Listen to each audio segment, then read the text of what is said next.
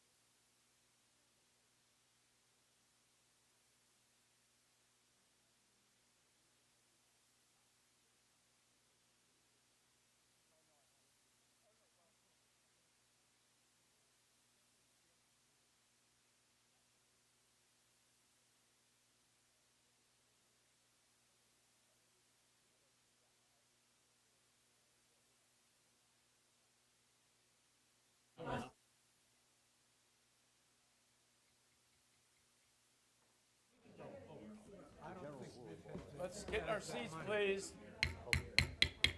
Call to order. Will you join me in the Pledge of Allegiance? I pledge allegiance to the flag of the United States of America and to the republic for which it stands, one nation, under God, indivisible, with liberty and justice for all.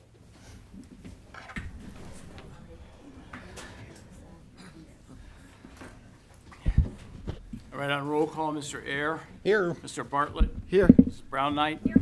Dr. Lewis. At the ready. I like that. Mr. Van Stone. Here. Mr. York. Here. All right.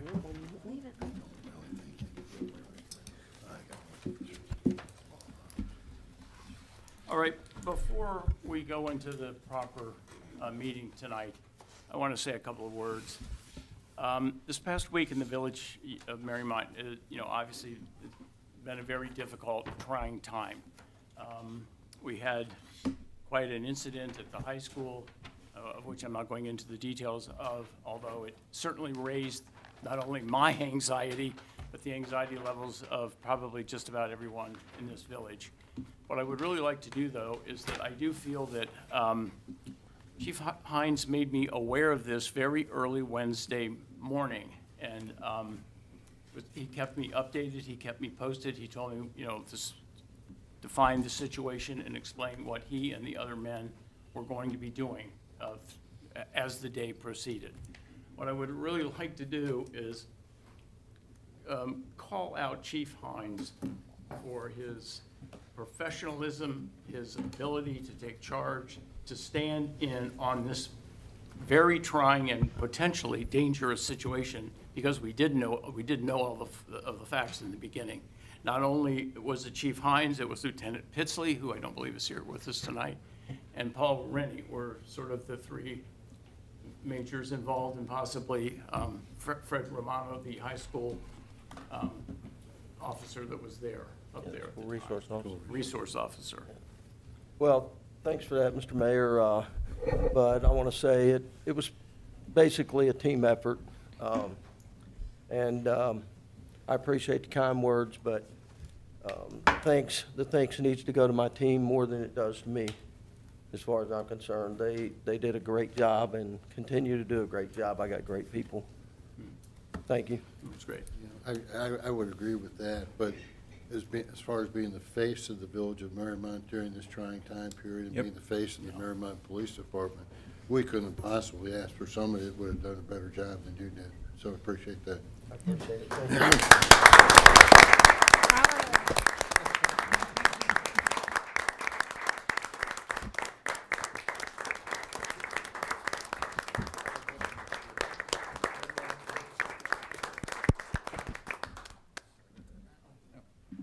Thank you so much. This is just a wonderful community, and I'm just honored for the last 36 years to work here and serve as the chief of police for the last 18. So I appreciate it. Thank you. Thank you, everybody in the audience. Appreciate it. All right. All right, one last thing, Chief. It looks like David Roberts has completed his one-year probationary period, and you are recommending that he be moved to a full-time employee status. Yes, sir. David's done a good job. He's been here for a little over a year now. So I'd like for council to vote and remove him from probationary status to a regular employee status, please. All right, can I have a motion and a second to do so? So moved. Second. I'm sorry, who was the second? Bob. Bob. Mr. Ayer? Aye. Mr. Bartlett? Aye. Brown Knight? Aye. Dr. Lewis? Aye. Mr. Van Stone? Aye. And Mr. York? Aye. Would you pass that all the way to Marcy? We will be moved up. All right, any question regarding the minutes from the January 22nd meeting?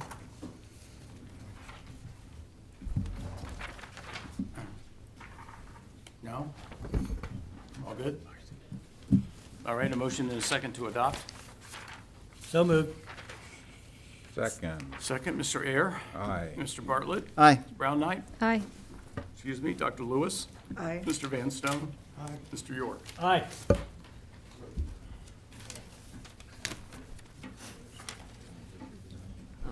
All right, in communications, we have a report from Tax Administrator Barlow. I believe that Chuck is on vacation this week, so any questions that we may have about that, you can refer them next Monday. I think he'll be back by Monday. Are there any questions? No? Okay.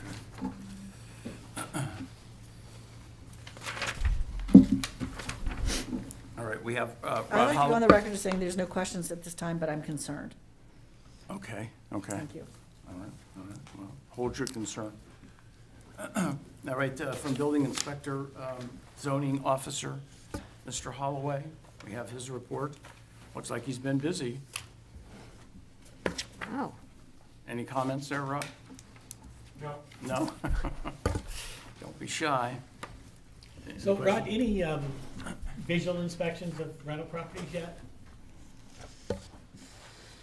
Yeah, we did the rental inspection about a week and a half ago, and I took a lot of photographs, and we filled out forms. We probably saw about 50 units, 50? 50 Wow. units. So, and we only observed it from the outside, and we made a bunch of comments, and I think we're planning to review those comments next week during our ARB meeting, and then trying to figure out a way to summarize them for the rest of council. They can kind of see and then figure out what we want to do next. Thank you. Any other questions? Thank you.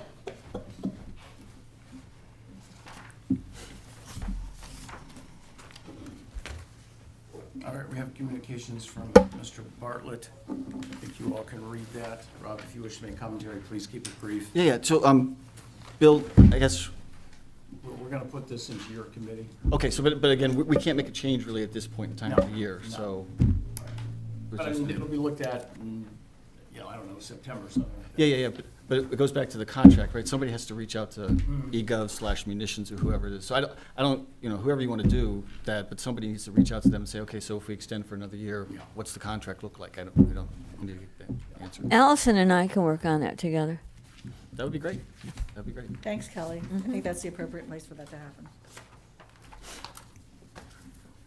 Okay, it looks like we have a spending request. These are tires for the humper, I believe. What, No, Chief, the what are they for? the ladder truck. The ladder truck.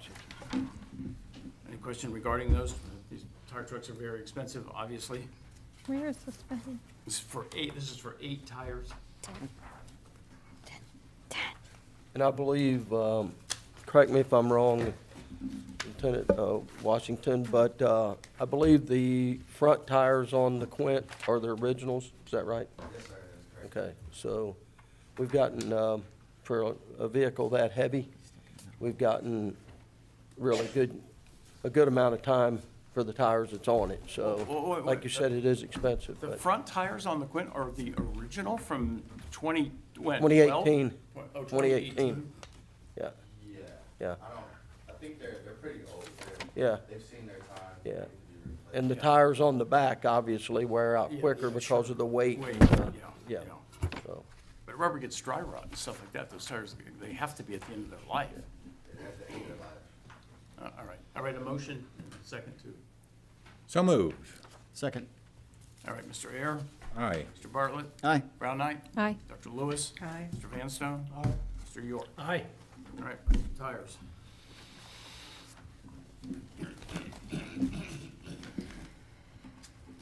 All right, the independent contractor agreement for the tennis pro.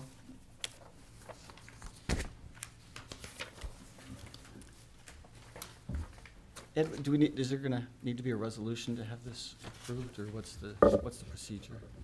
No, I don't think so. We've talked about this so much. I think what we can do is just, Matt had some good suggestions about the liability insurance. And Randy, if that's okay with you, I'll enter, he's got liability insurance, correct? Yes. Yeah, so I'll just add a quick provision to that contract. And then with that caveat, if we do that, I think we can take a straw vote of council as to whether or not you all agree with that contract. Again, the big issue on this, if you recall, is whether or not the tennis pro should be an employee of the village or an independent contractor. We've checked with probably 15 different municipalities as to what they do or don't do. I feel very, very comfortable in saying that we can use him as a independent contractor, as an employee. And again, I don't know, this may not be universally accepted, if I might say this, Mayor. I said to the mayor, I can make an argument. The general rule of law is that you shouldn't use any public property for private purposes to make a living for a private individual to do that. However, what I said in this case, and I would take the heat for this as being my legal opinion, if the only people that he gives lessons to on the Mariemont tennis courts are those members of the Mariemont Racket Association who do in fact pay a membership fee, which consequently is paying for court time, I think that it's fine that he can give those lessons without us receiving any compensation. Now, if he gives lessons to other individuals that are not members of the Mariemont Racket Club, I think that's a different story. Yeah. I So, believe that might be the case. May I ask, who will track that? Track what? I mean, if somebody's getting a lesson, whether they are a member of the rec club or not, So. how do we? I happen to know that the chair of the membership committee provides a list of all the members to both Tracy, who also teaches there, and to Dave, so that they both know, here are the people who, have membership. So if you have somebody in your class who does not have a membership, you need to tell them to get a membership then. yeah, and another thing about that, Rob, and I know I'm a bit of a Pollyanna on a lot of things, people do the right thing, but if we're confident that we've hired the right person to be our tennis director, we got to have some confidence in him that he's going to be honest with us if he's Thank giving you. lessons to somebody else. But then maybe your racket association's got to come up with, well, if he is giving lessons to somebody else, how much out of that lesson should he pay to the Village of Mariemont? Well, and again, the list is to help him, because he doesn't know, somebody could tell them, oh, yeah, I'm a member, but he Right. doesn't know that. So this is given to him, Okay. and again, to Tracy as well, so they both know who are members, and they can check their list to say, okay, these classes or clinics I'm running, are these people members or not? So it gives them a chance. Can a non-member get a lesson? Well, but then you'd have to pay a guest fee. Yeah. So a non-member. So you'd have to Oh, pay a he guest pays fee a guest fee for use of the court? if you're a non-member. Yeah. There is a And what is the guest fee? five, How much is it? $10. Each time, Okay. it's good for the day, right? One day? yes. Well, for the lesson of an hour. Oh, okay. Yeah, that seems like bargain rental. The only part of this contract that I really take exception is because we really haven't actually ironed out in a larger sense whether or not the village should have a policy regarding the use of village property for other individuals to conduct a private business on. It's not just the tennis pro here that I'm talking about now, is paragraph 4 in the back of this contract, where it says basically, as such, both parties agree that any and all income that Russell may receive from the provision of such tennis lessons shall be the sole responsibility of Russell, and that the village shall have no claim whatsoever on such proceeds. It seems to me that in that paragraph, we are establishing a policy here for the village.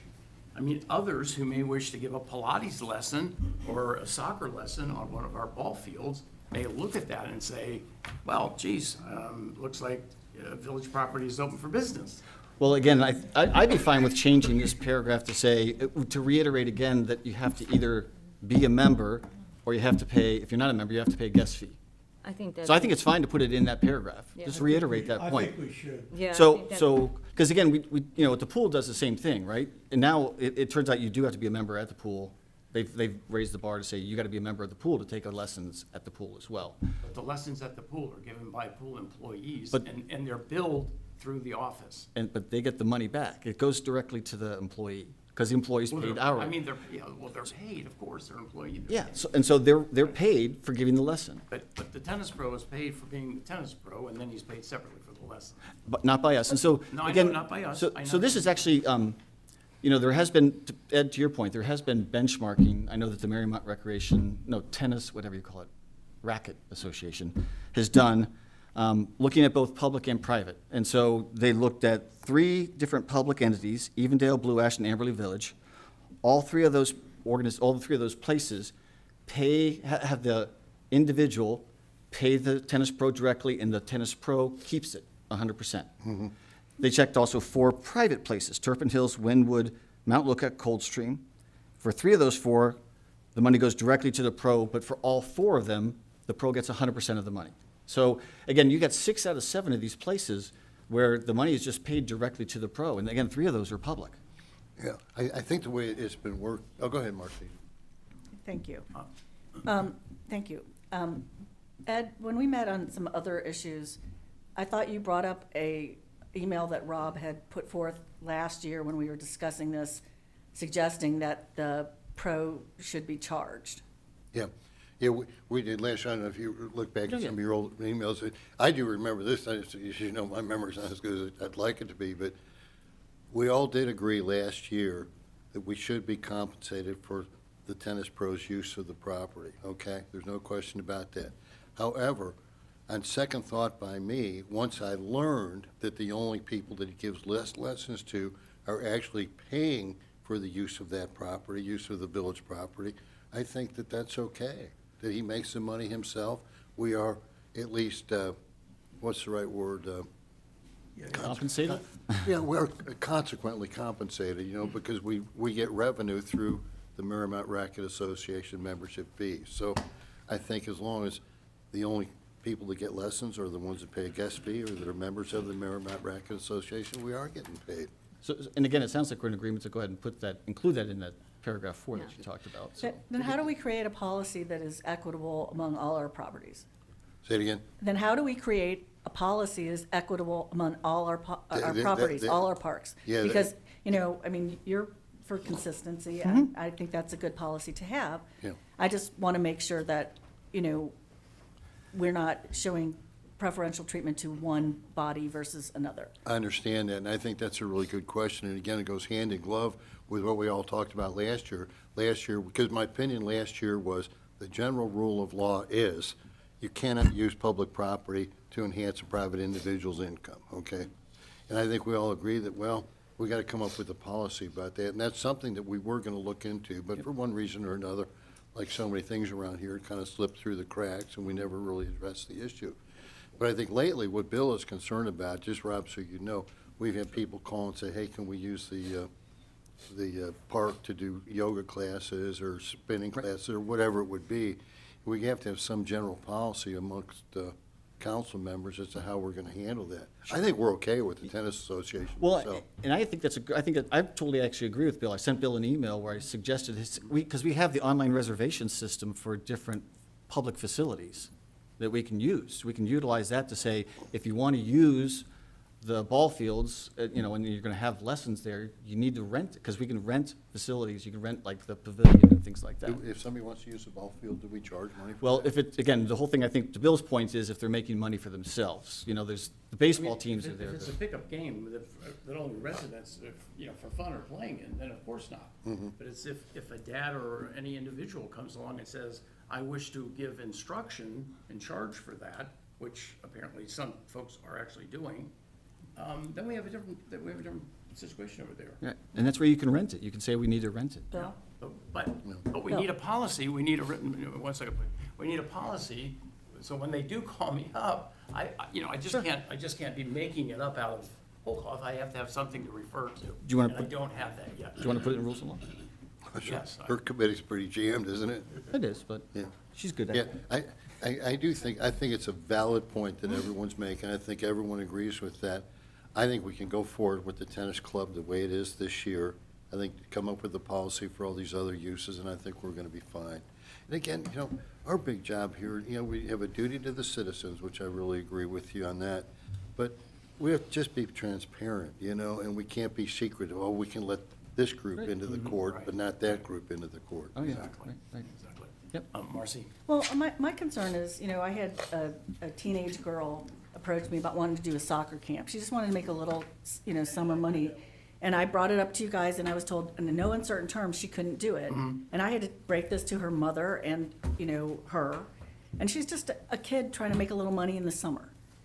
And so I want to have a policy that I can refer to, because, now it sounds like, yeah, I could have said, if you want to rent the space, you could have done that. And, and I was told when I asked that no uncertain terms. Well, And, because this is just Yeah, a kid yeah, who's, right. a kid who's Yeah, trying to make a all little extra money, responsible. Right. little spending money. Look, I've said, you've heard me say this, I have no real, If we want this to be the policy of this village, where we're going to allow an individual to conduct classes and collect fees on village property, if that is our policy, voted on by you six, you know, so be it. I just want the policy, because I am getting phone calls, I'm getting questioned by other residents. Hey, Mr. Mayor, why do you allow this, this, and this to go on, you know, here, but they happen to know that other things happen, you know. We have to have consistency. I So don't you disagree. did refer that, correct, to I'm rules and law? referring it at this very moment. Okay, got it. But back to the, Can I make a comment? please. Going back to our contract, I think we have some really solid things that we're adding to it, that it's for members and paid guests only, that's gonna go into the contract. We're gonna add into the contract that this professional carries liability insurance. right. And then another thing I just looked at, I Googled it, liability insurance for tennis pro, and it sent me to the U.S. Professional Tennis Association, and they have 2 tiers of insurance, and they're both very reasonable costs, but they have the general liability, and then they also have you take a training class and get your certificate on youth protection, and then you add a rider to your policy. And I come from a long tenure in Boy Scouts where we had to do that annually to make sure that we understood that, you know, you don't transport kids, lots of things that go into that. And I thought, well, that would make sense that a tennis pro who's working individually with young kids and stuff, that you would do that. So, and I don't think it's a big deal, and so I would suggest that we also have that person be, either have an insurance policy or have a certification in youth protection. That would be, that would just be another aspect to it. And if I were the tennis pro, I would welcome that. It's like, good, I'm glad they're thinking of that kind of stuff. What about a background check? Background check I think is good for any kind of. We're working with kids. Yeah, I think that could be added to the contract too. If the tennis pro should welcome us to do a criminal background check, and if he were to not pass that, we would have something to look at. But I don't think that that's gonna happen, and this will probably end up in our policy. Sure. So we're gonna do that for the pool too then? Yeah, absolutely. Okay. But it has to be equal for everyone. Right. Yeah. So how are we gonna amend this? Or, I just had one more comment, and I'm not sure it belongs in this contract, but under, I believe it's paragraph 2, summary of responsibility about taking care of the buildings and so forth, and I may ask Rod to speak up. There is an outstanding my understanding, there's an outstanding building permit on a tennis facility that I think needs to be cleaned up. do we still have that? Outstanding bill for what? I'd have Am I to correct or wrong? Yeah, there is a building permit that was opened several years ago. I don't think it ever got closed out because it was being held up by not having a final electrical inspection. And I think there was a disagreement in terms of the scope of the work that was involved in the hut and what was really done. So we never got a final electrical inspection. So it's an IBI permit. I don't know if an IBI permit was ever applied for. My only comment, somehow we need to get that cleaned up. Well, Do you know enough of the details then to, what is the next step on that? The next step was I wasn't getting anywhere, so essentially I dropped it several years ago. At some point, you just kind of assess the effort versus the benefit of doing it, and it was one of those things that just didn't meet that bar. But having a community facility that electrical work was done and never inspected just doesn't sound good to me.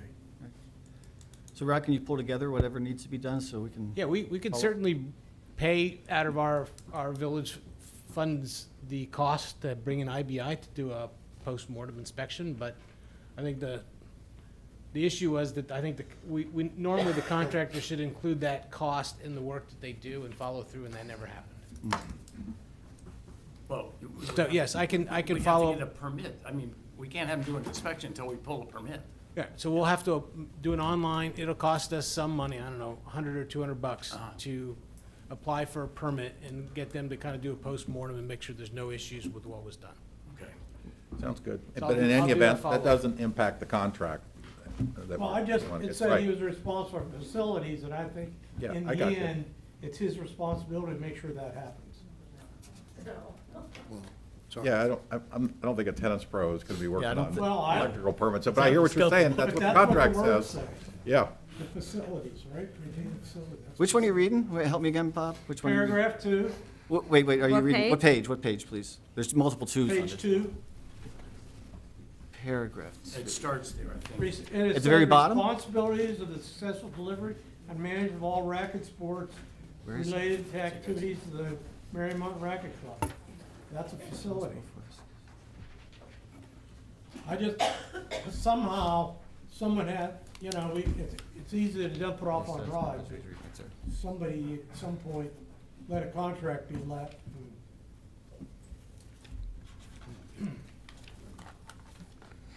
And it wasn't Mr. Oliver. Yeah, and it didn't have its final inspection. Well, all right, that's something that we can look into that and Okay, see what I we don't- have to finish. My larger question, are we amending the contract right here? I mean, do we have the stated wording on this, or is this gonna get Yeah. tabled and brought back next? You know what, this has been going on. Yeah, This let's should get have it- been- let's get last it year- done. Last year, we got the contract to our tennis pro on June 2nd. We lost a month and a half of tennis. Yeah. I've been trying to get this done since the 5th of January. I sent I took the boilerplate contract that you did last year. Right. I updated the date and I updated the. Correct. The payments because we missed a month and a half. I thought it was done at that point. I- 10 days later, I get an email from the mayor saying we have to establish a board first. I didn't know that, so we established a board. So I took it to council, we voted on it the 22nd to create the MRC board. Then the mayor says we need language for termination. Randy's not gonna like this. I have no problem with that language in there because, as I told you, I'm here to do what's right for the village first, but I'm also here to respect the Mariemont Racket Association and all those tennis players. So we added that termination contract. I thought we were good. And then on the 5th, I get the final email from Ed with the final contract, and he says, I was asked to render opinion as to whether or not we had set up the tennis contract was legal. I can tell everyone on council that I believe it is in fact legal. Later that day, I get an email from the mayor that, no, Randy, we have to assign this to rules and law first. If we needed to assign it to rules and law, why didn't we do that last June when we had issues with this contract? I simply want us to make a decision. Do we want to do this or not? Yeah. And I want us to get, I would appreciate a conditional authorization of this contract with the amendments that we've made, because I don't want to wait another 2 weeks and have another roadblock and another roadblock. It's simply not fair. It's not fair to the tennis pro, and it's agree. not fair to the tennis player. I know, Randy, I don't have a vote in this, but I agree with you completely. I think I'd like somebody to make a motion to go ahead and authorize the mayor to sign this contract on behalf of the Village of Mariemont with the stipulation that I, and with your help, will add in that so long as lessons are given to members or paying guests of the Mariemont Racket Club, that he has liability insurance and provides it with evidence of that. And then if you want me to add in a criminal background check, I will do that. It's like every other contract, if 100 people review it, they want to revise it 100 different ways. So if we leave this thing, if we leave this thing smoldering until next week, we'll have 6 more suggestions as to what to add in the contract. Right. I think that this contract, as it's written with the amendments that we're going to make, is fine for the village, okay? So do we run those we're the ones who run the background checks then? I don't care, I'm not going to do it. Okay. I'm assuming we did. Yeah, okay, There'll have to be a form where they sign, okay. giving permission for a background check. Is this for just the 2 that render lessons over there? I'm assuming so, but then we talked about for the swimming pool too, to do that as well, I guess, to be consistent. And I would check with the, our TAC for the RCIC board and Right. make sure, because worst case scenario is we'd send them down to the records department downtown, they would get their background check. But I think it's a good idea to get a background check on any employee that we would bring on. You get them anyway, don't Yeah, you? or contractor, yeah, exactly. I agree. If you run a background check on some of these blacktop and concrete guys, you may have a little problem there. Right, true. So are we just straw voting this I think so. Yeah, just straw vote it. with the amendments as he just outlined? Yeah. Go Make a motion. I move that we approve this Tennis Pro contract that Ed prepared with the amendments that Ed just suggested relative to criminal background check, ensuring that he's carrying liability insurance and Lessons are with anybody who's a member lesson, or which is guest. members of the racket club itself. Or paying Or guests. paying guests. Okay. Or paying guests. I move that we adopt on a contingent basis with Ed making the changes we just agreed to.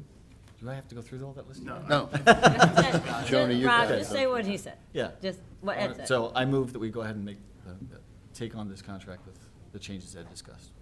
All right, just a. I second that Okay. motion. Show of hands, just for a show of hands. Okay. 5 to 6. Happy? It shouldn't Time to- have got to this. Want to get it right. All right, permission to address council. I'm not- Go ahead, I'll Sid. Start their hand up first. Oh, sorry, my bad. I guess better now than waiting another 2 weeks, right? Please state your name and your address. Okay. Sid, I'm sorry, but I'm going to have to remind you, you've got 3 minutes. Yeah. It's short. Okay.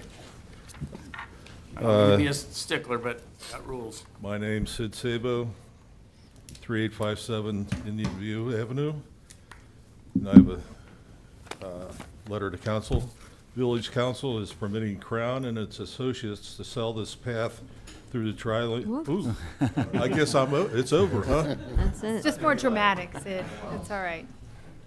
Sell this path through the trolley line park at every meeting as if it's been approved by council and that there is nothing that we, the residents of the neighborhood, can do about it. That is why you are experiencing little opposition. Many residents do not want to buy this plan, as evidenced by the petition from 50 residents presented to the council last year. Since engineering plans are being prepared to sell this Mariemont connector through Trolley Line Park at a future public meeting, council is also obligated to make visual aids for a proper presentation of possible options available, including 1, doing nothing, 2, use the existing streets and sidewalks to make the connector a true shared use path. 3, build a connector as it is being proposed by Crown. 4, invest in sidewalk abutting Hiawatha from the high school to Miami to accommodate walkers and runners and or repair and upgrade the Rembold sidewalk. As elected officials, it is your duty and obligation to present these options in an unbiased manner with equal weight. I also recommend that this meeting be conducted like last February's and be announced to all residents in the area by flyers, door hangers, and such, so that they can make plans, be there to voice their opinions. I'm under 3. Doing good. You got another minute if you want to go. I don't have nothing else prepared. You've heard enough from me, I'm sure. Thank you, Sid. Thank you, Sid.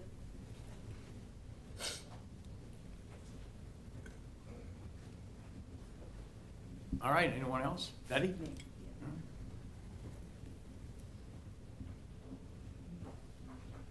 Please state your name and your address. Does this work? Is it turned on? Yes. Oh, okay. Well, you might speak up, but Okay, I will. Yeah, my name is Betty Klingerman.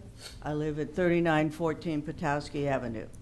That's just north of the multi-use path, where the multi-use path will run. I've been looking forward to the multi-use path coming so close to me. I was surprised to learn that some people have signed a petition against it. I decided to see if I could get people that would be closest to the path to sign a letter in favor of it. I, with Chandra Moon's help, got 51 signatures without contacting every house from the people that live on the 2 streets on either side of Trolley Line Park and the 3 streets that intersect with them. I would like to share my letter with the council. We, the undersigned, fully support the concept of the multi-use path that will pass through the Trolley Line Park.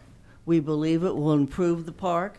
It will move a little used green space to a vibrant center for moms with strollers to senior walkers and everything in between, and everyone in between. It will be designed in such a way that is still adequate space for the occasional pickup game and room for fetch with our dogs. We believe it will positively affect our property values. We live on either the streets that bound it, Hiawatha and Rembold, or the streets that intersect with them. Thank you for considering this request. And I owe you a copy? Yes, please. Okay. Thank you. Thank you.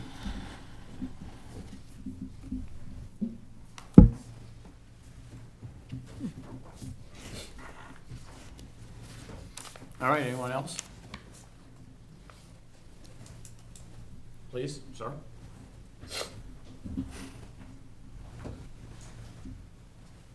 John Lavelle. I live at 3815 Pocahontas Avenue, right by the library and the high school. Just want to second and add to what Betty had said. Thank you for circulating the letter. I was happy to sign it.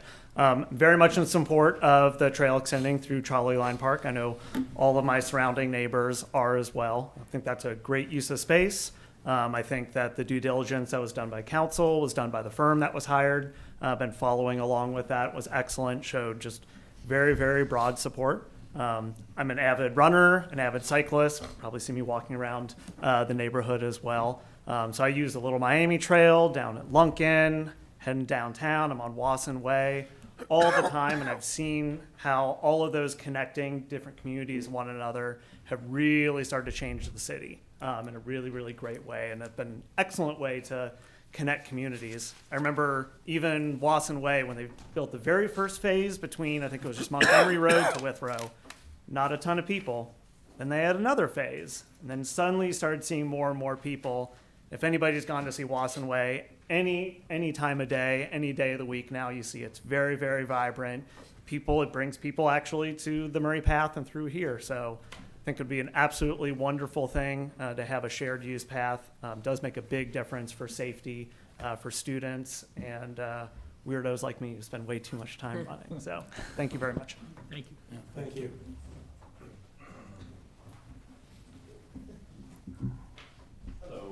I'm Matt Tripepi, 3865 Settle Road. Just want to say thanks for supporting Mariemont Tennis. Myself, my wife, my 2 kids all play tennis there. They've used both Tracy and Dave, so 2 great individuals. So thank you for supporting that. And also here to put in a vote for whatever the Crown is suggesting, because I live right near Murray Path. I'm 3 doors in from that. I use Murray Path all the time. I bike all the way up to Wasson Way and to Xavier. These guys know what they're doing. It's a great addition to the village, but also anybody who might be passing through and then going on up to whether that's Loveland or even up to Cleveland, because you can go all the way up there from there. So again, support for both of those institutions, and thank you for all of your efforts. Appreciate it. Thank you.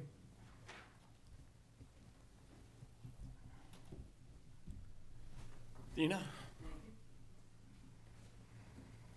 I don't have mine written, so sorry. Dina Wilder, 6716 Hammerstone Way. And thank you, Randy, for everything you're doing for tennis. Just want to give a little bit of a history. About 12 years ago, our tennis was a non-entity. We had a pro who was horrible, and the program went considerably downhill. No one was using the courts. We had 1 team, and it barely was a team. And then Linda and I took over. and we hired Dave.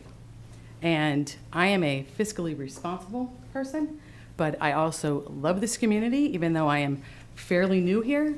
We have only been here 23 years. I know I'm new.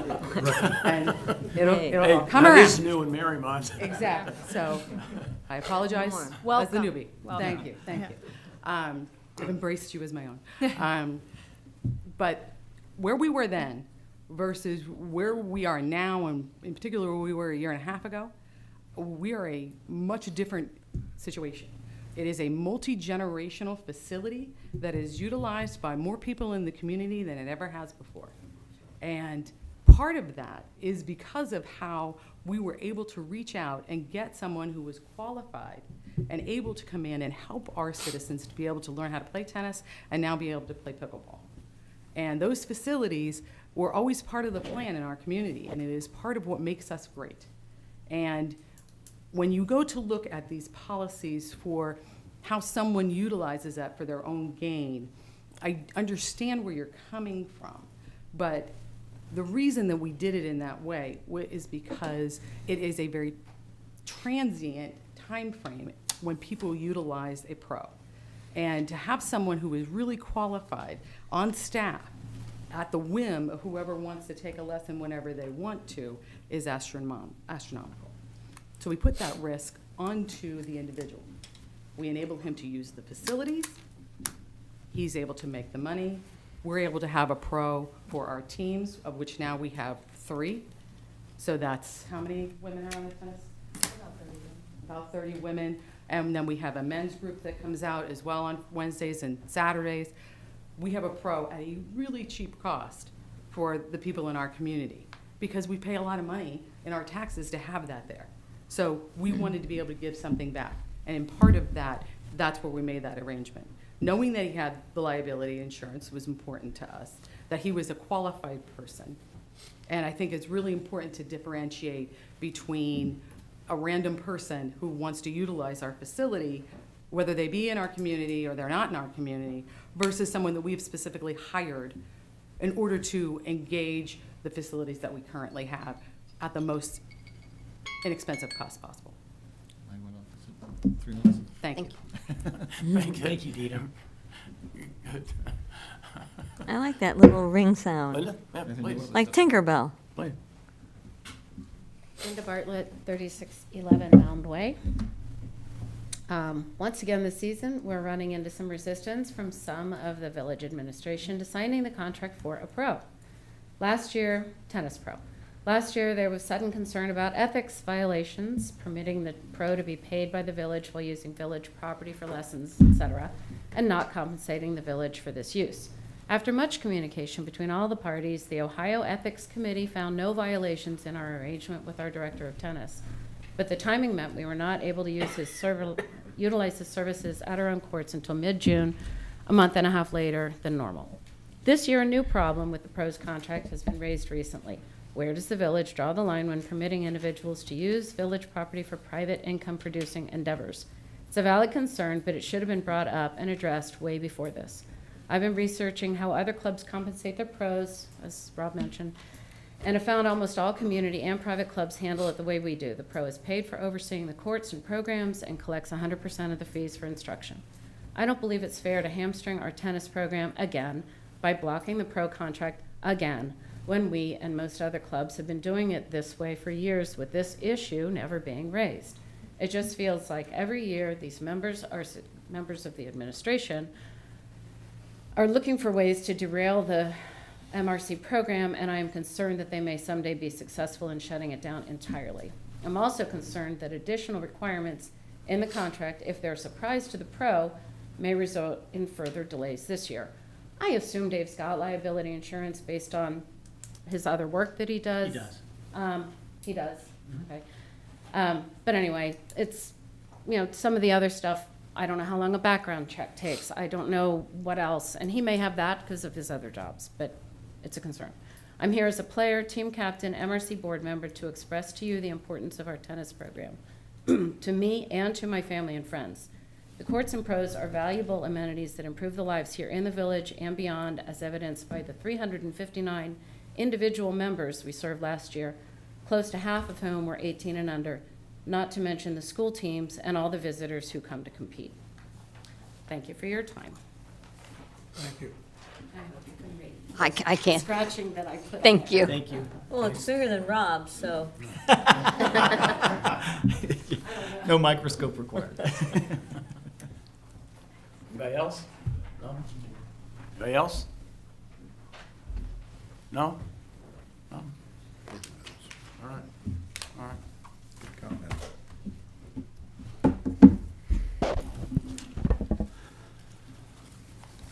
All right, everybody had a chance to look at the bills? Questions regarding the bills, please?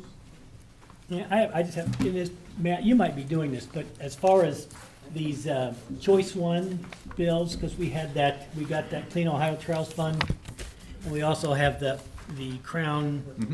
So are you tracking and doing all that? Is Chris doing does. that? Chris is doing all that? Yeah. Okay. So are we good? Good. All right, thank you. Any other? Was that it? Motion to pay the bills? So moved. Second. Mr. Ayer? Aye. Mr. Bartlett? Aye. Ms. Brown Knight? Aye. Dr. Lewis? Mr. Van Stone? Aye. Mr. York? Aye. All right, let's pay the bills.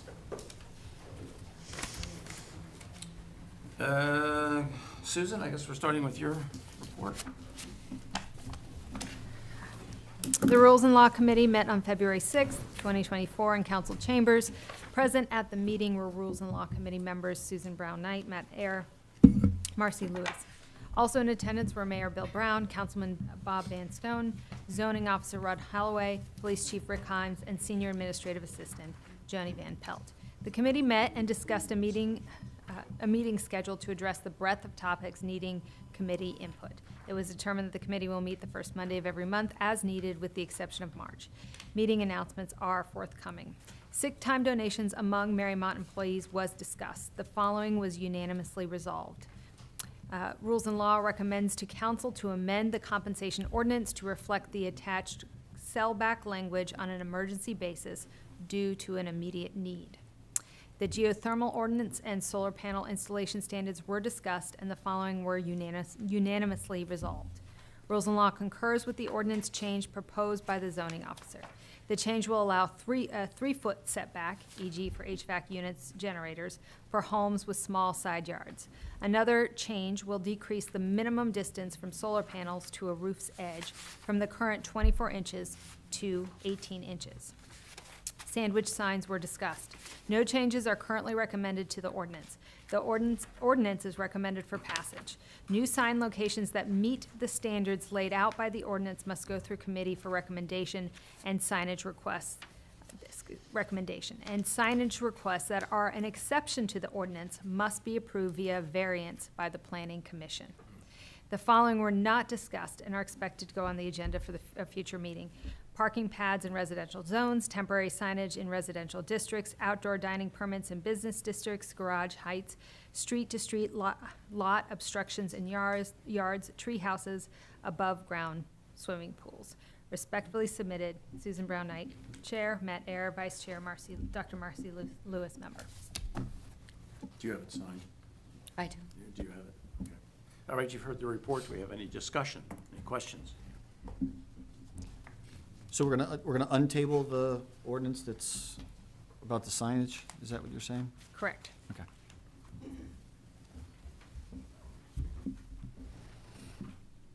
Is that it?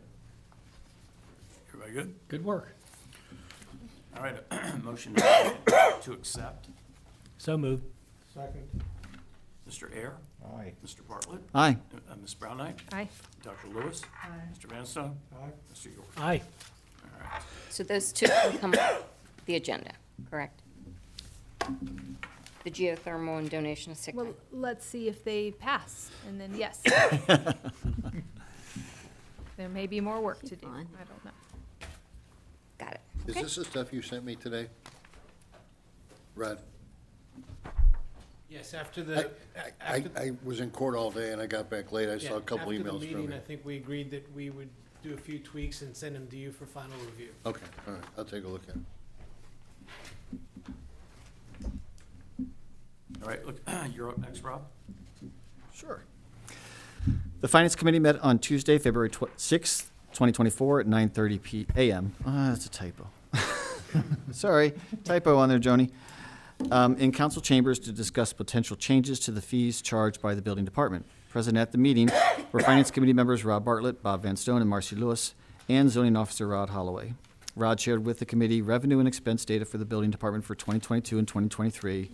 I'm not going to repeat all the numbers. It's just the different. We've gone from a deficit of 17,000 to about 12,000. While there has been a reduction in the difference between the revenue and expenses, the committee recognizes there are some activities that Rod is responsible for where he cannot recover the costs, specifically compliance and special projects, and as such, there will always be a deficit. However, Rod has identified 3 areas within the permitting process where the fees do not cover the costs associated with these specific activities. Those areas are: 1, permitting fees for larger accessory structures such as detached garages; 2, permitting fees for the use of large tents; and 3, fees to appeal to the ARB and Planning Commission for variances. Attached is a table which shows the current fees for these areas as well as the new proposed fees. These changes should result in increased revenue of approximately $2,000, reducing the difference to $10,000, which the Finance Committee believes is acceptable given Rod's other responsibilities which the village cannot be reimbursed for. After some discussion, the committee voted unanimously to support these increases. If council is in agreement, then the necessary resolution to increase these fees will be drawn up for council to vote on at the next meeting. Respectfully submitted, Rob Bartlett, Marcy Lewis, Bob Van Stone. All right, you've heard the report. Any questions regarding? Yes, on the fees that we charge, are we changing the fee for a certificate of appropriateness for The ARB. For the ARB, from $100 to $200? My comment on that is that the historic property owners, we want to encourage them to get certificates of appropriateness. And we receive maybe 5 or so typically in a year, so it would impact the fees, approximately $500. But I would prefer that we keep it $100 just to not add another disincentive to these property owners, because we really want them to get a certificate of appropriateness. And I don't think it's going to change our incomes enough, but it might change somebody's decision whether or not I'm going to apply for this because it's $200 instead of $100. That's my comment. Thanks. Let me ask this, Rod. Are we also changing the fee on the Planning Commission? Yes. We're bumping that from 1 to 2? Yeah, it's on the back of that one. There's a table. Well, It's for both of them. Yeah, it was for both of them, either one. I think Matt points out that's certainly a risk. It also maybe incentivizes people to follow the standard and maybe think twice about requiring a variance, because even when they go for ARB, if they use the same paint or use something that's on the house currently, there shouldn't be a need to go get a COA. There shouldn't be. We don't require a COA if they're not technically changing the Correct. aesthetics. So if they're Correct. using the same paint color, the Correct. same materials as the roof, they don't need to come get a COA. Correct. So are you suggesting that we do it for both or just for the ARB?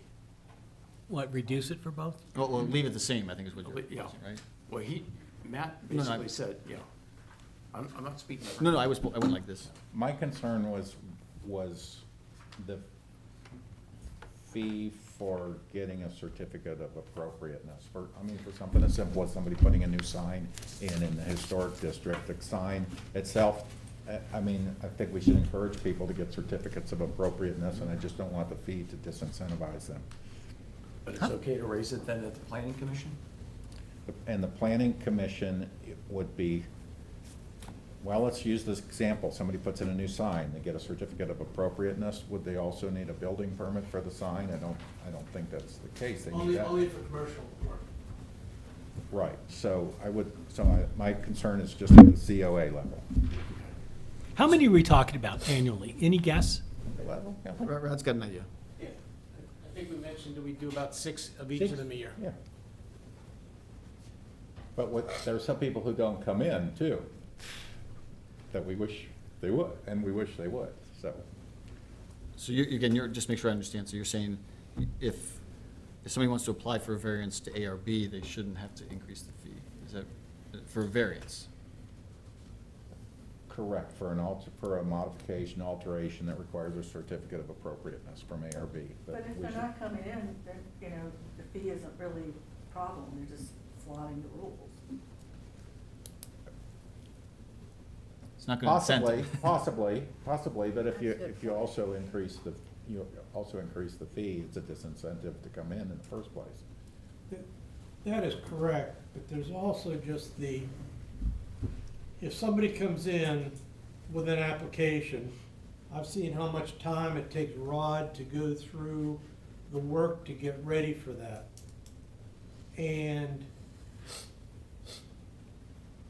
you know, at some point, if you want a village employee to do work to get ready for a board meeting, you should bear that cost. I mean, what you're mentioning was discussed at the finance committee meeting, and we debated it. And the part of the problem is that it just takes, and this $200, I don't believe by the time you count the overtime for Joni at the meeting and Rod getting ready for it, et cetera, doesn't even cover. So it's not like we're trying to cover all the costs, we're just trying to defray it. Mitigate it. When I think, to build on what you said, Bob, too, when we discussed it in the finance committee, I think we also talked about how perhaps the variances, if, I know you're gonna be tackling some of this in terms of trying to rework some of the wording that's in there, and maybe that would reduce, that's more of the root cause, is sometimes we're asking for variances for stuff that maybe shouldn't necessarily require much of a variance. Yeah, I'm not sure if that's the case. We're mostly just doing a bunch of corrections and then some reorganization. But I recognize that running a historic preservation commission in a village is not gonna be a money break-even proposition. And that we have a responsibility in preservation and to encourage owners to do the right thing. So, like I said, I would prefer to keep the fee minimal to get a certificate of appropriateness as one council member. That makes total sense, but I'm also just looking at, because the amount of time that Rod spends on this stuff, do you wanna say anything, Rod, or? No, he doesn't, but he's gonna. Not really. I think Rob mentioned, these aren't big strategic items to make or break the bank. I mean, that should be recognized. It was more, every year I kind of look at where I spend time and effort, and I don't like putting effort against things that we lose money on. And I know we invest in these three areas in particular last year. I felt like, as a building department, we were spending more time on it than we were bringing in. And I surfaced these ideas. It's a good discussion to have. I'm not pitching one or the other. I'm just telling you that these are areas that we just don't cover our costs in. The historical district and the historical significance to this village is, I'm not sure I can really overemphasize that. And I'm kind of agreeing with Matt on this. I kind of think that we don't want to create harm here, trying to just cover a little bit of a deficit on the building department. I think this is one of those areas where we might do more harm with this fee increase than we're going to do good. So, are we in agreement on this? Well, I'm good. I'm just going to defer to the folks who live it and put their time and effort into this. So I would frankly, based upon that, and I respect your opinions, but Rod and Bob and you guys put a lot of work into this, and that's just, if this is your recommendation, I'm agreeable with it. Well, and I'd just like to add, I mean, we're always looking at, robbing Peter to pay Paul. So if we get a couple extra $100 because of these fees, that's 2 more trees we can put in. So I guess I stand by the committee's recommendation. That's where I am. I've always talked about the difficulty of trying to enforce certain codes within the historic district, and I've used that phrase, death by 1,000 cuts, because normally that's the way it is. It's a very slow creep that goes on in that area. And, you know, I just feel like over the years, I've just seen things just sort of slip away, and it's very hard to right that ship. I don't know, I just feel like I want to encourage people to come in here and make application to the ARB and But, you know, hear us. we had one that did make that application and then blatantly disregarded the recommendation of the ARB when I was on it. You know, we approved a paint color, and that was not the paint color that was applied. Well, there was some disregard of that, you're correct. I'm not So I sure don't feel would say bad it's about, blatant, you but- know, asking her to pay a little more, especially if they're not even gonna listen to the recommendation. Well, look, I pled the case. I mean, it's your vote. I don't know. Do we want to amend this or not? Okay, can I ask a question, I guess, of both Matt and Rod? If Matt is 100% successful at revising the rules and getting through Susan's committee on the historic district, how much will that reduce how much do you think it will reduce the need for ARB action? Rod might have an opinion too, but the changes that we're making, I don't think it will have a major impact one way or the other. Like I said, we're going to an updated template for historic preservations that's been provided to us, but it doesn't really doesn't slacken any requirements to speak of. It's just got a few different ways of looking at things from some federal standards, but I don't think it's going to make it more or less if people are actually following the letter of the law. It's just going to clarify some things a bit. And then some of the work that we're doing is just clean up some things that are in there. Well, I was thinking if the color book got cleaned up, how much would that reduce people coming in? Because there's some inconsistencies and. There's certainly inconsistencies in the color book, but we don't really get a lot of people coming in, I mean, over the color book either. That's not. Okay. Well, Trying to actually, understand. you know, in my tenure, in my 4 years, we had at least 4 or 5 people. Okay, yeah, so, you know. That was before you came on, but that was Right. a common, and I commend the people for actually complying with the rules. Right. Do you want to make a motion to amend? See if it flies? Can I ask, I just want some clarification on the concern.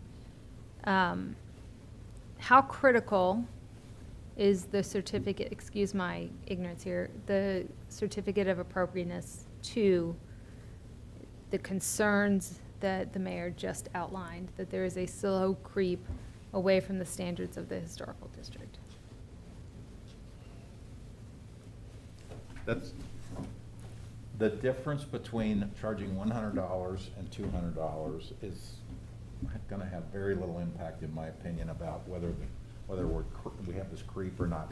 The creep that has occurred over the last 30 years has come from missing enforcement and decisions made on ARB previously that you look back on and you kind of go like, well, what were they thinking? And that kind of thing. So if that answers your question. Well, just flat out non-compliance. I mean, Yeah, people or who- flat out non-compliance. People who do something and then it's like, oops, I didn't realize I Yeah. was supposed to come in here. So is this fee relevant to the end game then? Or do we have to tackle some bigger, does rules and law have to add? Well, the fee? this is not the big thing to tackle on ARB Yeah. or in Yeah. our inspection program or anything else. Those are the big things. My only concern is that we want to encourage owners in the historic district to come to ARB with, and get certificates of appropriateness, and I don't want to disincentivize them over another $100. That's the extent of my concern. Is that a motion? Is that a motion? Oh, so I would like to move to accept the committee's report, but amend the fee from $200 to $100 for a COA. Which is just the ARB. Yeah, just for the ARB. Do we have a second?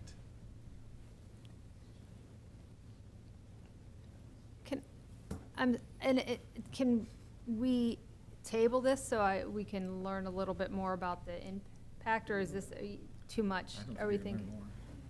Okay. There's no, I'm just not clear, Matt, on, like, I have enormous, I didn't put get a enormous second. weight in what you say, and you do that, you make informed comments. So my concern is if it is going to impede, we have 5 certificates of appropriateness, is that clear, that have been issued? And you're thinking adding any dollar amount will take that down to, I mean, I personally know many of the historic property owners, and they do not, they feel like they're overburdened in some cases, and I just don't want to give them additional reason to not apply for a COA because of the cost associated with it, that's all. And that's, and it's kind of looking out, they already have some extra requirements, and, you know, the great ones follow the letter of the law, the good ones do pretty well, and then there's a few that we really wish would do a lot better than they do. But I just don't want to add in, I just don't want to disincentivize them from coming into ARB and doing the right thing. Okay, he has a motion. Do we have a second or not? Yeah. I'll second it. All right, on roll call, Mr. Ayer. Aye. Mr. Bartlett. Nay. Mrs. Brown Knight. Aye. Dr. Lewis. Nay. Basil. All right. Fine. Motion goes down. All right, can we have a motion in a second to accept the report as written? So moved. Second. Mr. Aye. Aye. Aye. Aye. Aye. Dr. Lewis. Aye. Aye. All right.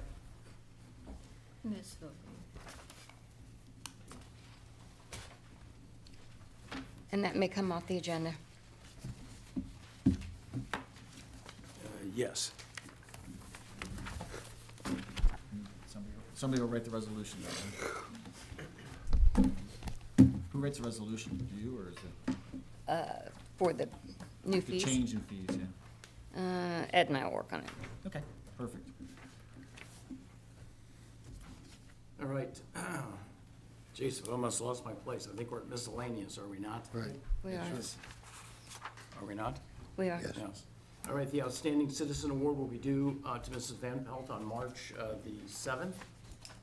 I am not eligible, by the way. Oh, Does it darn. have to be does it- Phil, Darn. does it have to be a Mariemont resident? It does, yes. Okay. Currently living, actually, too, right? Currently That's a living, living, yes. not a past one. Village Currently office, living. There's just it. okay, village offices will be closed in observation of President's Day, Monday, February the 9th. Oh, that's a holiday next week? Yeah, holiday coming up. All right, on to the resolutions. Okay, this is third reading to confirm the reappointment of Michael Lockhart as swim pool manager for calendar years 2024 and 2025 and to set compensation. Okay, that's the third reading. Do I have a motion and a second to accept? So moved. Second. Second, Mr. Ayer. Aye. Mr. Bartlett. Aye. Brown Knight. Aye. Dr. Lewis. Aye. Mr. Vanstone. Aye. Mr. York. Aye. All right, that will be accepted. And this is a third reading to confirm the reappointment of Christopher M. Ertl as village engineer for calendar year 2024 and to set compensation. All right, that's the third reading. Do I have a motion and a second to accept? So moved. Second. Second. Mr. Ayer. Aye. Mr. Bartlett. Aye. Brown Knight. Aye. Dr. Lewis. Aye. Mr. Vanstone. Aye. Mr. York. Aye. Okay. Okay, this is a third reading to confirm the reappointment of village zoning officer Rod Holloway for calendar year 2024 and to set compensation. Okay. Motion and a second to accept. So moved. Second. Mr. Ayer. Aye. Mr. Bartlett. Aye. Brown Knight. Aye. Dr. Lewis. Aye. Mr. Vanstone. Aye. Mr. York. Aye. Okay. You know, Bob, it goes to you if he doesn't get back in. Aye. All right, this is first reading to increase the tennis fees for the 2024 season and to declare emergency. We're doing this on emergency, correct? Yes. Sorry. All right, I need a motion and a second to suspend the rules and allow for the second and third reading. So moved. Second. Mr. Ayer. Aye. Mr. Bartlett. Aye. Mrs. Brown Knight. Aye. Dr. Lewis. Mr. Van Stone. Aye. Mr. York.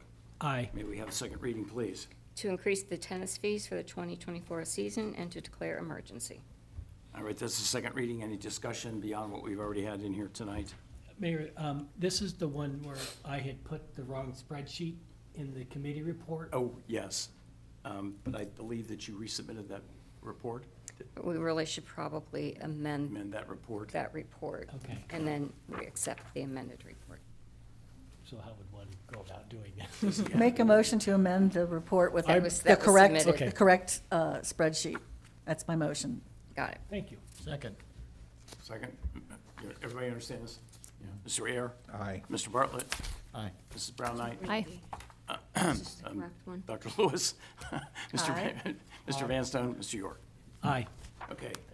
Now, we were in the middle of the second reading of the, We want to accept now the amended report. oh, yes, we must accept the amended report. So moved. I moved. Second. Second, Mr. Ayer. Aye. Mr. Bartlett. Aye. Mrs. Brown Knight. Aye. Dr. Lewis. Aye. Mr. Van Stone. Aye. Mr. York. Aye. All right, all is good. Okay, this is a third reading to increase the tennis fees. I have a question. Sure. Why is the hourly rate, which we just discussed for clients or daily rate, should that be in this list?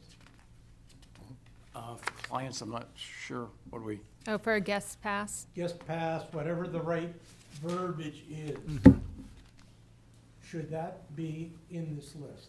Well, they didn't change it from last year. So it's not changing. okay.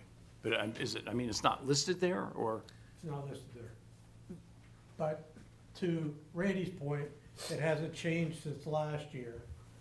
But I'm just saying, if somebody tries to look it up, Where would they find it?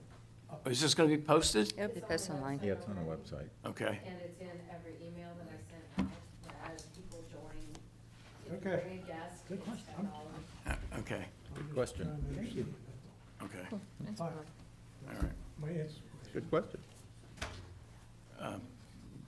Third reading?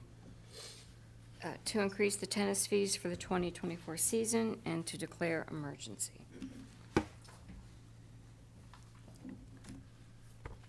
All right, I need a motion and a second to adopt.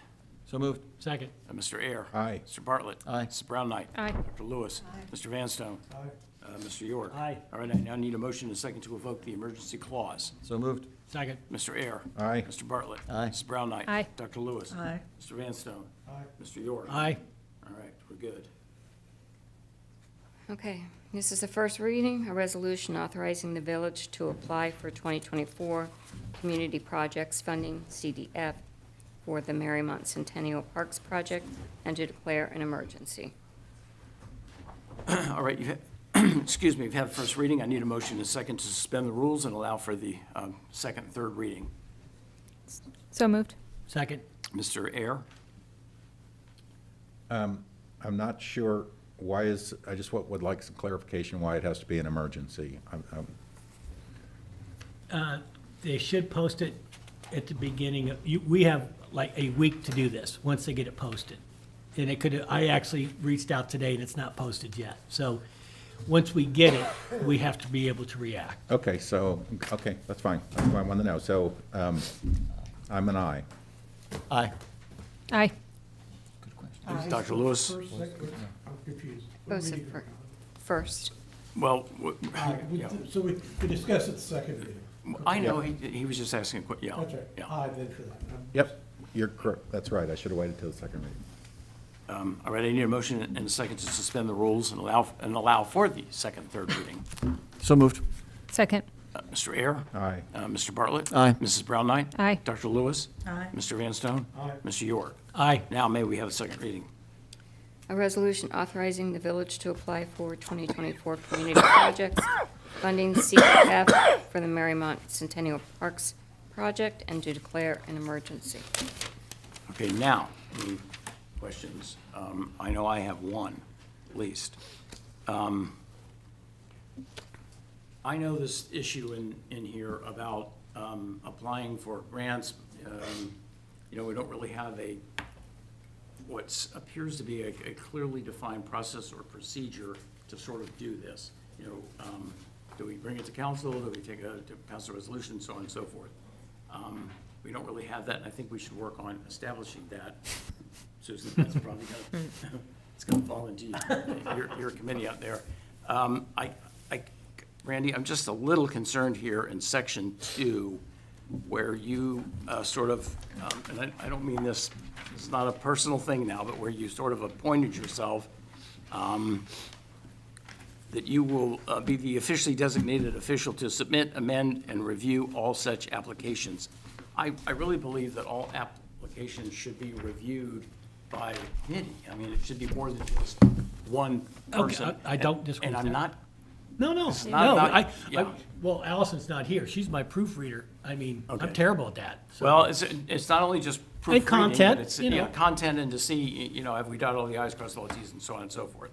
I think, I know we've sort of talked around the edge of this. We haven't really, you know, come together to agree on what that should be, but I do think, Susan, this is something that you could formulate for us and then bring it into council, and we could all talk about it. Yeah, but if we have a tight timeline like that, if there's a No, one-week in this turnaround. particular case, I mean, yeah. No, I agree with you, I'm what you're not saying. saying, I'm not attempting to stop it. No, I get And I it. agree, we need flexibility. I mean, especially, you know, we had that concern about one of the grants that we applied for on behalf of the village. Yeah, yes. So, I just think sometimes things come up that require flexibility and fast moving. So I just think that whatever we decide as policy needs to have some flexibility built into it, and I'm comfortable because I'm on rules and law, so I can, you know. But I do think once we have the policy in terms of, you know, yes, there should be some flexibility, but I think once we understand, everybody understands what the policy is gonna be, that I don't see this as basically being a hindrance to applying for grants. Okay, so Even on a tight You want to timeline. formalize it, and that's great. I totally agree. So in the past, I've sent it to you, and I think I've copied council when we did this last year. Here it is. Yeah. Does it look good? Hit submit. So. Okay, so you're referring it to rules and law? But Yes. we're still continuing Yeah. on. I think Bob has a Well, question still. Anybody else have, yes, I'm I'd sorry. like to know exactly what this committee, what this grant is for. How much is the village be liable for? How much, what exactly is it for?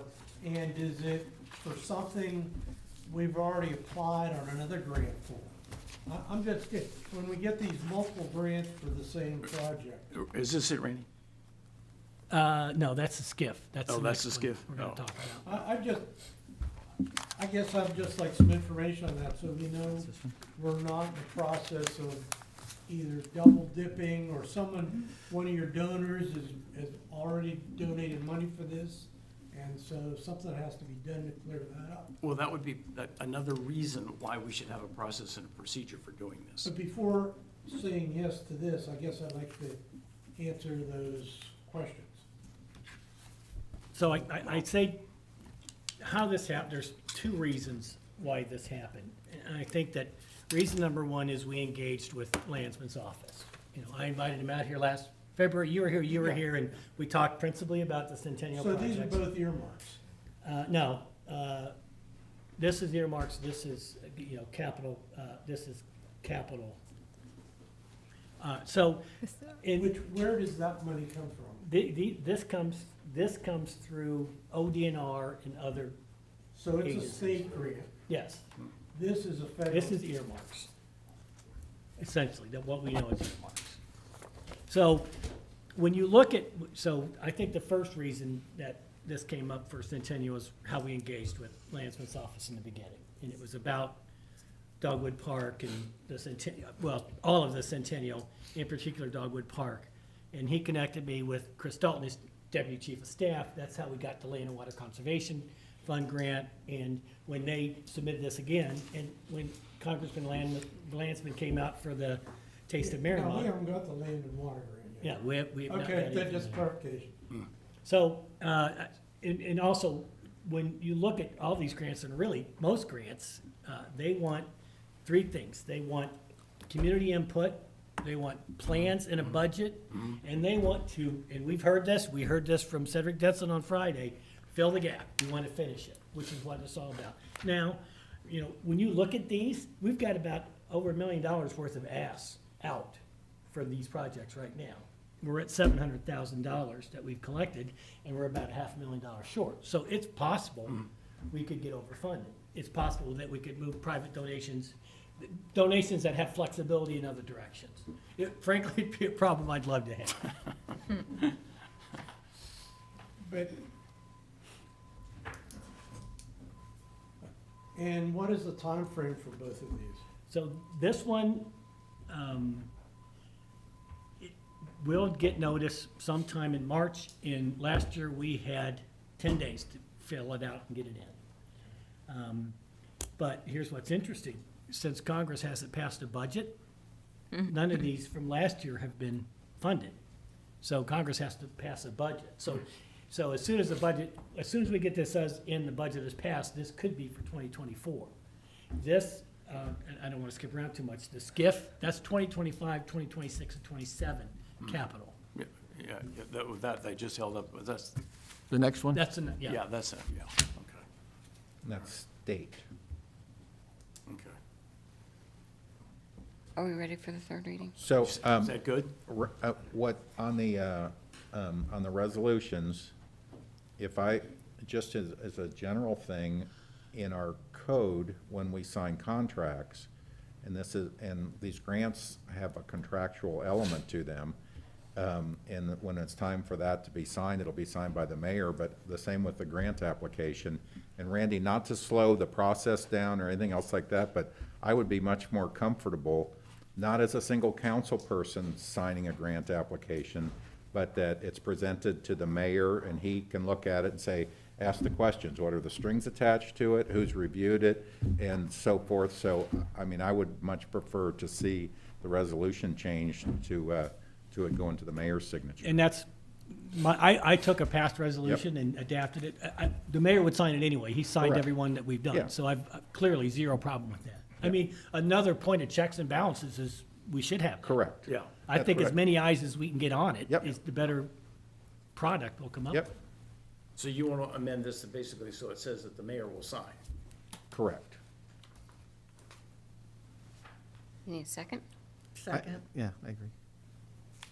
Mr. Ayer?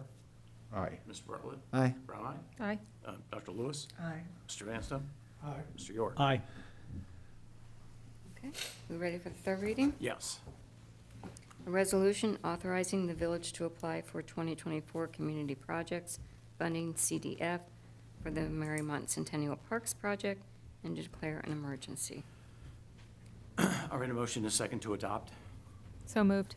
Second. Mr. Ayer? Aye. Mr. Bartlett? Aye. Brown eye? Aye. Dr. Lewis? Aye. Mr. Vanstone? Mr. York? Aye. All right, a motion is second to suspend the rules and invoke the emergency clause. So moved. Second. Mr. Ayer? Aye. Mr. Bartlett? Aye. Ms. Brown eye? Aye. Dr. Lewis? Aye. Mr. Vanstone? Aye. Mr. York? Aye. Okay.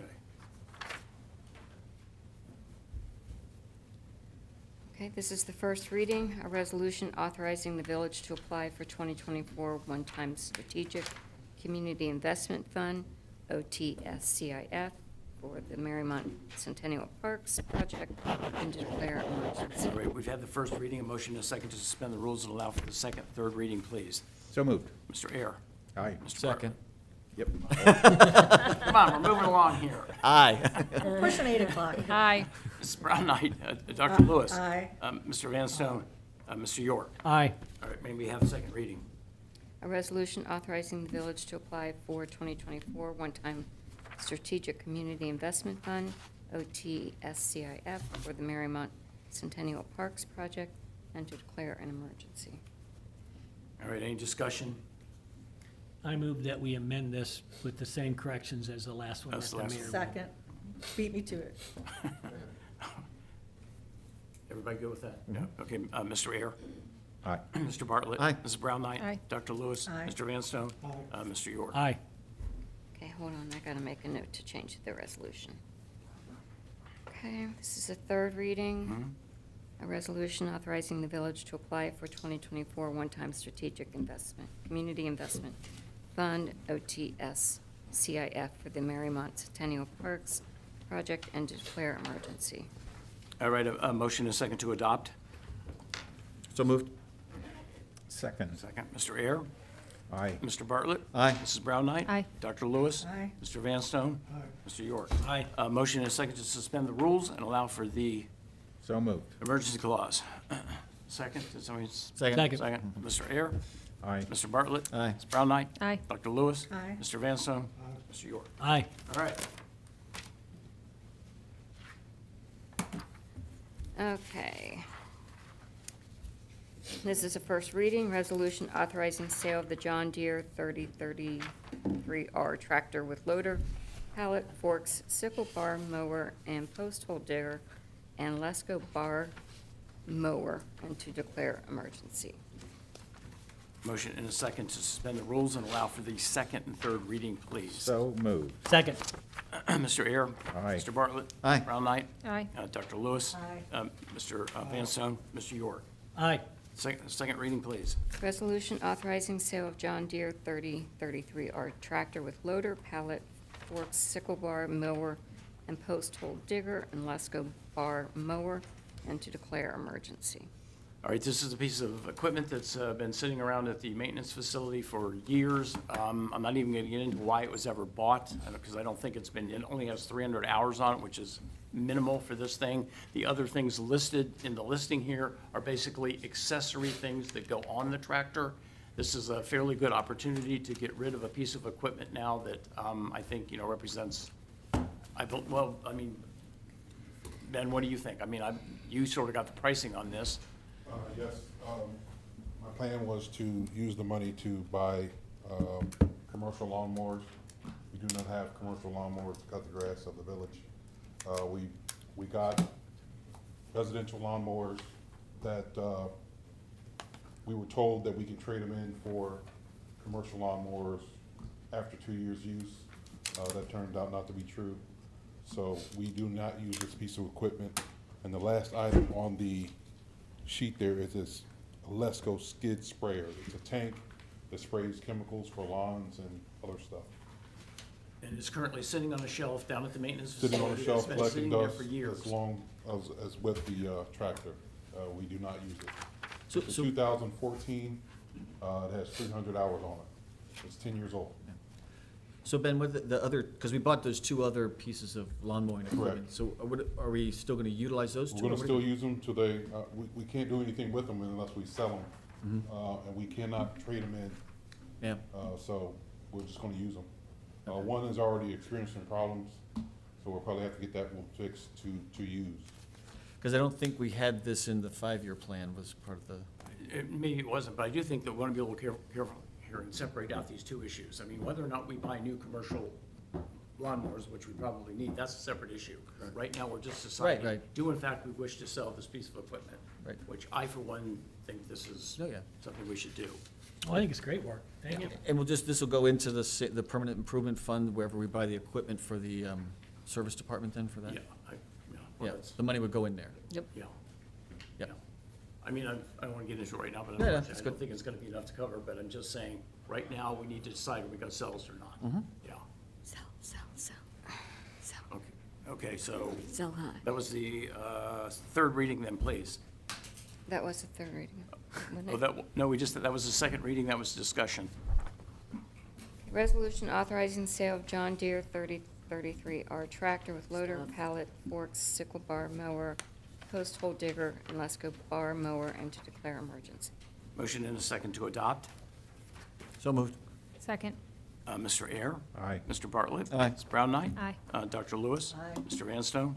Mr. York. Aye. Motion and a second to evoke the emergency clause, please. So moved. Second. Mr. Air. Aye. Mr. Bartlett. Aye. Mrs. Brown Knight. Aye. Dr. Lewis. Aye. Mr. Vanstone. Aye. Mr. York. Aye. All right.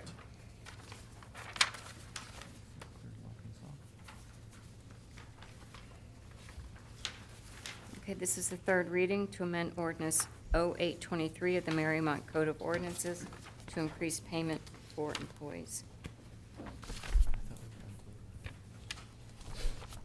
Right. Hold on one second, please. Don't, You know, Afternoon didn't do this. Don't we add? I don't have part of it. We add. What do you need? No? Yeah, right. It's the ordinance. It's this one. Yeah, I know. Yeah, we It's, are I like to tabling track one, it too. on Okay, hold on one on the second. agenda. Yeah, Oh, here it is. that Here it should is. be, All right. Somebody printed those ones. I know. okay. Oh, my. So what, So it's the third reading. That's the third reading. Motion and second. Which one are we on? The ordinances? The full-time. I got you. Yeah. So Did- moved. where does the sick leave go? Yeah. Oh, it comes to the Yeah, end. this is to increase payment for the employees, right? It's this one, Correct. right? Yes. We're just having first reading? No, this is the third reading. Oh, this, yeah, okay. This is just the normal. We've had the two other readings in the other We've meetings. had two. Yes, so this is the third, and then we'll need a motion second to adopt. So moved. Please. I got you. All right, so is there, okay, we have a second someplace? Second. Yes. Okay, Mr. Air? Mr. Aye. Bartlett? Aye. Ms. Brown Knight? Aye. Dr. Lewis? Aye. Mr. Vanstone? Mr. York? Aye. Okay. This is the third reading to repeal ordinance number 01223 pertaining to maximum pay rates for all grades of recreation employees and to enact new legislation pertaining to maximum pay rates for all grades of recreation employees. That's the third reading. A motion and a second to adopt. So moved. Second. Mr. Air? Aye. Mr. Bartlett? Aye. Ms. Brown Knight? Aye. Dr. Lewis? Aye. Mr. Vanstone? Aye. Mr. York? Aye. Okay? Yeah, This is the second reading, signs. creating This- Mariemont Racket Club Board. That's right here. Any discussion? Just, Which once one are you again, talking it's been brought up before, this never Yeah. never was in a committee report. I just think we need to start paying detailed attention to that. I think we need to move forward on this, I'm not trying to stop it, I'm just saying, you know, we can't say, oh, we have to do this in a hurry, somebody's gonna just write it up and submit it. We just need to, it doesn't take that long to have a quick committee meeting to just do it. Once again, I don't wanna stop this, but I think we should, as a body, say, unless it's gone to a committee report or it's a real emergency, much like that first, grant, I think we need to say, hey, let's take this to a committee. Fair enough. Okay. Fair enough. This is not an emergency, so I need a motion and a second to suspend the rules and allow No, for no, this. No, No, that was no, the no. second reading. Second Keep reading. going. I got it. This is first reading to amend ordinance 0823 of the Mariemont Code of Ordinances to allow for donation of sick leave and to declare emergency. My eyes dropped down a little too quickly. Sorry about that. Yeah.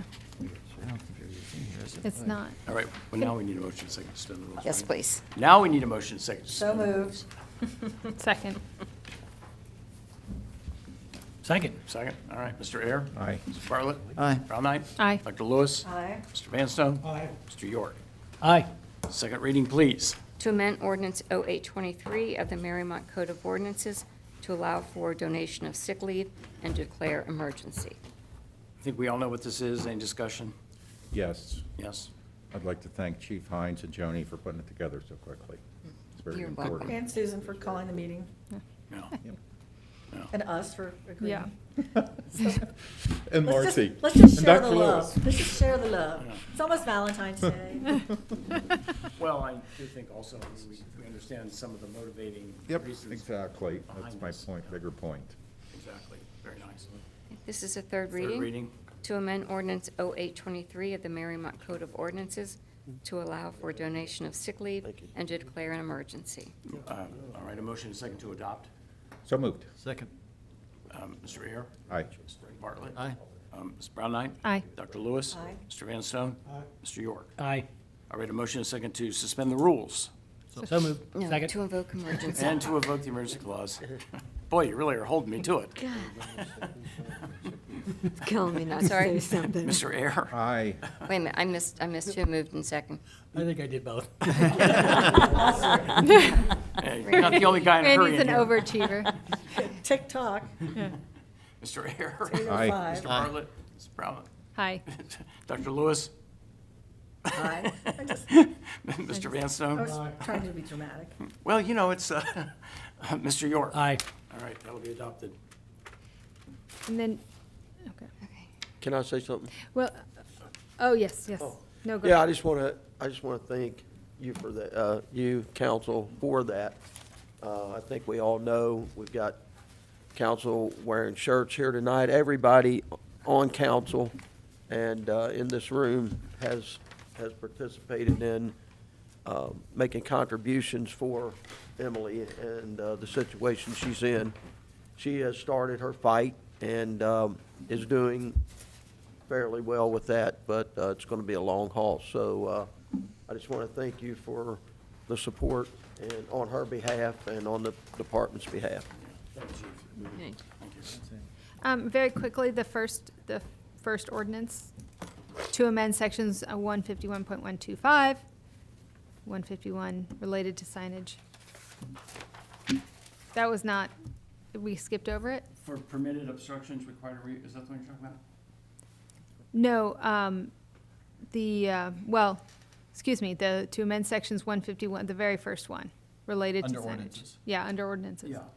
Is there any change? Well, one, it's not in the packet. Right, because Right. it's untabled. In her report, she was untabling it. Yeah. Are there any changes on it? No, there were no changes, No is what the changes. report said, yeah. Okay, so we need a motion and second to take it off the table. Right. So moved. Second. Or put it back on the table. Are you on the wagon or off the wagon? I don't know. I'm sorry, Off the table. I'm sorry, you guys are talking, who's second? He first, I second. Okay. Matt and Rob. Okay. Mr. Ayer? Aye. Mr. Bartlett? Aye. Mrs. Brown Knight? Aye. Dr. Lewis? Mr. Van Stone? Aye. Mr. York? Aye. Okay. And then the second one, I think we have to untable too, right? Did you propose that, though, in your Did you, was that covered in report? your report? Is that the one referring to, The obstructions in the backyard? is it obstructions in backyards? Well, if I'm reading it right. Rod's not here. I thought it was the HVAC and geothermal is what we, and the side yards, 6 feet to is, 3 and we feet. should- that's Yeah, correct. it is the same, So we Yeah. should untable that as well? yeah, Correct.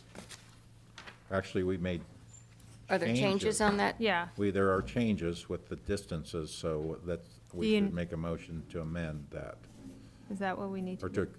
to amend that ordinance. Well, do you know what the amendments are? Let's just take it off the table, and then why don't we resubmit a new one? Yeah, Yeah, that's fine. okay, With the new numbers and stuff? yeah. Yep. Okay, so motion and a second, please.